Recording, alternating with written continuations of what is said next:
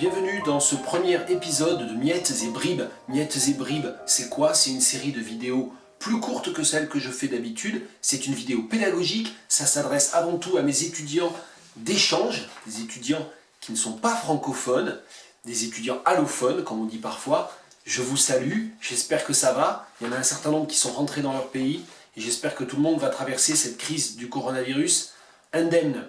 Cette série de vidéos, elle est bien sûr ouverte à tout le monde, elle est ouverte à mes autres étudiants bien sûr.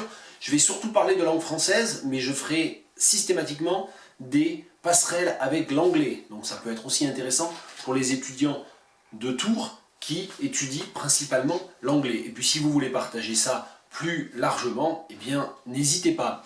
Aujourd'hui, pour le premier épisode de Miettes et Bribes, j'ai choisi de vous parler de certains mots, les mots qui parlent de paresse. Pourquoi? Eh bien parce que hier, la porte-parole du gouvernement, Sibeth Ndiaye, a fait une déclaration officielle suite au Conseil des ministres. Et dans cette déclaration officielle, elle a dit quoi? Qu'en ce moment, les enseignants ne travaillent pas. Et alors que depuis 15 jours, on ne parle que de continuité pédagogique et de nation apprenante, tous ces néologismes ou toutes ces formules un peu creuses des politiques, donc au moment où tout le monde dit que les profs travaillent, et où tout le monde voit bien que les profs travaillent autant et même parfois encore plus que d'habitude, la porte-parole officielle du gouvernement dit, comme ça, qu'en ce moment les enseignants ne travaillent pas. Eh bien ça veut dire quoi? Ça veut dire que le gouvernement, au fond, il pense et il s'adresse aux gens qui pensent que les professeurs sont tous des feignants. Je vous propose donc d'explorer le vocabulaire de la paresse. Donc, parmi les mots que j'ai prononcés, il y a feignant ou feignasse, et il faut remonter un petit peu à la source. Le mot principal et le mot qui est le plus correct là-dedans, c'est fainéant. Et fainéant, c'est un nom, et ça vient bien sûr du fait de ne rien faire. Le fainéant, c'est celui qui fait néant, et néant, c'est nothing, rien. Et donc ce mot s'est déformé, et il y a donc des variantes plus familières ou argotiques, feignant, feignasse. Quels autres mots est-ce qu'on connaît qui seraient des synonymes de fainéant? Il y a bien sûr l'adjectif paresseux. Paresseux, c'est celui qui ne fait rien. Il y a un mot que vous ne connaissez probablement pas, il est un peu daté, mais on le rencontre parfois, c'est le mot tir au flanc. Et tir au flanc, j'ai cherché un peu l'étymologie de cette expression, et les spécialistes ne sont pas d'accord. Il y a deux étymologies possibles, je ne rentre pas dans le détail. Mais ce qu'il faut bien comprendre, que le tir au flanc, c'est celui qui va tirer, et ça vient a priori de l'armée, au flanc. Et le flanc, c'est soit une partie du corps, ça c'est une des explications étymologiques, soit c'est une partie du champ de bataille. Le flanc, F-L-A-N-C, ça c'est le tir au flanc, et puis dans une version beaucoup plus familière et même grossière, on dit souvent tir au cul. Il y a le personnage d'une célèbre bande dessinée française qui s'appelle Les Profs, et il y a un prof, c'est Serge Tir-au-cul, c'est son nom, hein. Donc évidemment c'est une manière de jouer sur ce cliché des profs qui ne font rien. Il y a un nom qui est très important, un mot qui est très important de connaître, c'est la flemme. Avoir la flemme de faire quelque chose, c'est ne pas avoir envie de travailler. Et le nom flemme, il donne lieu à l'adjectif flemmard, flemmarde, et même au verbe flemmarder, ça veut dire ne rien faire, flemmarder.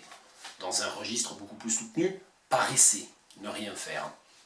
Je signale au passage, puisque nous avons traduit la semaine dernière un extrait d'une chanson de la chanteuse Suzanne Le Potin, que sur le premier album de Suzanne, qui est sorti il y a quelques semaines, il y a une chanson qui s'appelle La Flemme. Et coïncidence, on avait parlé de la chanteuse Angèle, vous savez, vous vous souvenez, eh bien il y a aussi une chanson d'Angèle qui s'appelle Flemme. Avec un dernier adjectif beaucoup plus rare, l'adjectif cossard, pour ne rien faire, pour quelqu'un qui ne fait rien. Si on va du côté des verbes, et notamment des verbes familiers, un verbe que vous aurez sûrement entendu, parce qu'il y a beaucoup d'étudiants de votre âge qui l'emploient, c'est glander. Ne rien glander, glander.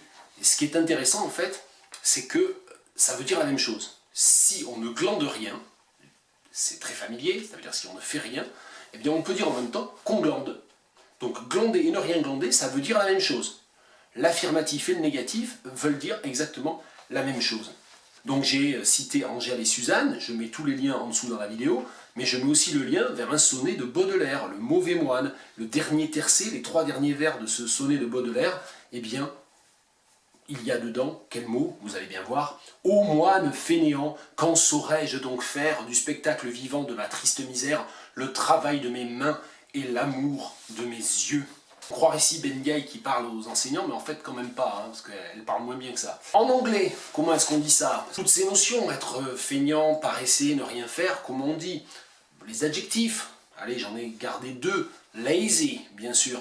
Lackadaisical, qui est beaucoup plus rare et beaucoup plus soutenu. Pour les noms, on va trouver des expressions telles que lazy bones. Moi j'adore ce mot, lazy bones. Littéralement en anglais on dit quelqu'un qui a les os paresseux. Je trouve ça vraiment génial. A do nothing, et là vous avez la même formation que fainéant en français. Et puis un terme aussi que j'aime bien qui est slacker. C'est quelqu'un qui vraiment ne fait rien, c'est l'équivalent du flemmard ou du cossard en français, slacker. Et puis pour les verbes, be lazy, bien sûr, do nothing, bien sûr. Mais si vous voulez un verbe un petit peu plus imagé, vous pouvez penser au verbe loaf around ou loaf about. Loafing around, c'est vraiment traîner, ne rien faire. La vidéo est bientôt terminée et pour les prochaines, j'essaierai de faire plus court. Je peux toujours essayer de m'en convaincre ou de vous en convaincre. Et je termine par trois choses. La première, c'est une question que je vous pose. Comment dit-on feignant, fainéant, paresseux dans les autres langues que vous connaissez et que moi je ne connais pas? Et ça peut être bien sûr votre langue maternelle pour toutes les étudiants et tous les étudiants du cours qui ne sont pas anglophones. Deuxième question, je vous demande de traduire la phrase suivante qui va aussi s'afficher à côté de moi, ici. Si on en croit la porte-parole officielle du gouvernement, les enseignants sont tous des glandeurs. Troisième question, c'est plutôt une petite tâche que je vous demande de faire. Allez cliquer sur l'ensemble des liens qui se trouvent en dessous de la vidéo. J'ai notamment mis le lien vers le trésor de la langue française en version informatique et notamment l'article tir au flanc. Allez lire ça, c'est très court et c'est très instructif.